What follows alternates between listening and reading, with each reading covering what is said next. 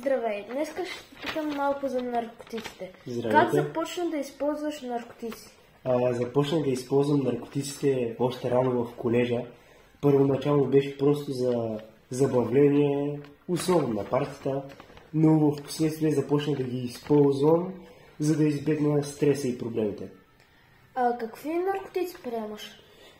Приемам трева, шмъркам балони, най-вече на партията, използвам амфетамини, снуски, разбира се.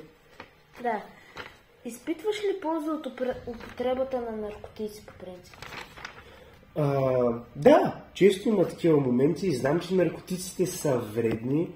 Опитвам се да ги спра, но веднага щом се опитам, отново чувството за жажда. Да. Има ли моменти, когато искаш да спреш, но не можеш? Да, абсолютно. Имам проблеми с работата, развалям отношенията с хората, здравето ми се влошава. Да. Чувстваш ли, че употребата на наркотици влияе на живота ти по негативен начин? Да, със сигурност. Изпитвам проблеми с дишането, доста често по време на тренировки или по време на физическо възпитание и спорт. Чувствам, че се запахтявам, просто нямам достатъчно въздух и определено изпитвам проблеми. Да не говорим, че най-вероятно след време със сърцето също ще имам.